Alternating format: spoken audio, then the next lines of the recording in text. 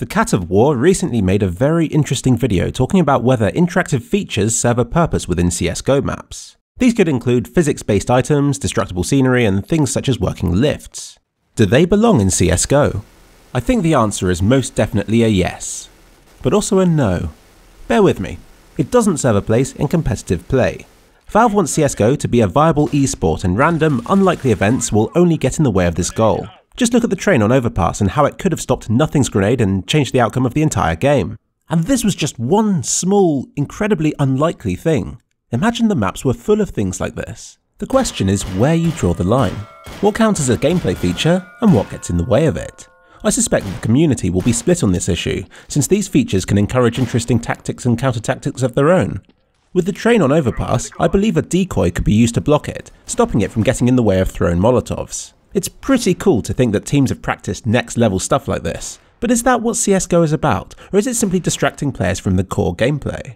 And where do you draw the line? I suspect that nobody has an issue with teams molotoving rooftops to stop certain smoke grenades, but is using a grenade much different from using movable objects in the maps themselves to gain an advantage? You know what? I don't want to answer this, and don't have to, since Valve has spoken. They're having none of it, first by removing the physics barrels, and next by tweaking the trains that it's predictable every round. We have a say in the matter, yes, but ultimately it's Valve who have the final say. They're the ones who have transformed CSGO into one of the biggest competitive games out there. And it looks as though their master plan for the future doesn't include interactive physics barrels blocking doorways or hiding the bomb from view. They don't want a team's ability to be determined by how well they can hide in wooden pallets or boost their teammates over walls. They're streamlining the game, focusing on the core gameplay to determine the winners. And physics objects aren't invited. And I respect that decision. Besides, we've already been there, done that with Counter-Strike Source. It featured physics barrels on almost every map. When it was first released, people would spend hours on Aztec, chucking barrels around and finding novel ways of using them to gain an advantage. I think that's the key word. Novel. Things like elevators, physics items and buttons can be interesting, but can quickly become boring and can often conflict with the core gameplay.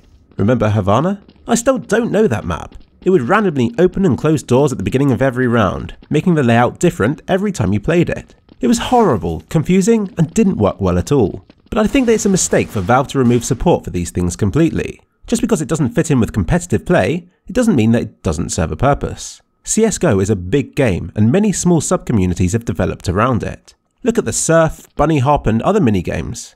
I'm sure that many players actually prefer these to the proper game modes. And I'm disappointed by Valve's attitudes towards these minigames. In the past, they've been a company that has welcomed and supported modders with open arms, yet with CSGO they've tried their best to kill these things off. Valve has broken the support for flickering and toggleable lights, which was always a nice feature in jail maps. They've changed the ladder properties, which broke many climb maps. They've hidden all of these game modes around the back of CSGO, deep within the community server finder. I don't think that these things were done intentionally to ruin these minigames, but the lack of care that Valve has given to these small but loyal communities is disappointing to say the least. All of this is worth a video of its own, but I really hope that Source 2 will be of a modular design, so that these older mods won't be totally obliterated when the game jumps to the newer engine. So far it sounds as though I'm the boring sort who doesn't appreciate breakable stuff. But I do! I personally love interactive maps and would love to see more and more imaginative custom game modes. Over 7 years ago I talked about how I hoped that the Source 2 engine would feature increased support for destructible environments. Imagine how cool it would make breakfloor maps. In my recent Disparity map, during playtesting we had so much fun finding ways out of the level that I made an Infinity version that actively encouraged this exploration. This is a good example of what custom game modes should be. They're fun, but conflict with the original gameplay, so need to be kept separate. You can't appreciate an explore map when everybody's trying to kill each other. It's no fun to be dead for 9.5 minutes every round. I've even been hit by CSGO's nerfed physics engine myself. For Source, I made a custom map type called Smash, where the map would slowly get torn apart by boulders that would break it apart. The buggy physics in CSGO no longer allow for these maps to work.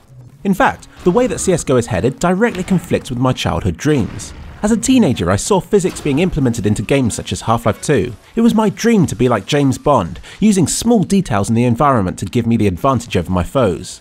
Removing the physics features feels like a backward step, as though Valve is steering the future away from the one that I wanted it to be, and back to the realms of Quake and 1.6.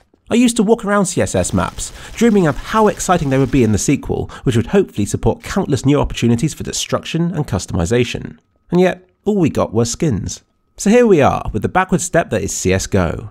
The maps are prettier, but they're merely static battlefields. They're fair and competitive, but they're dull for everything else.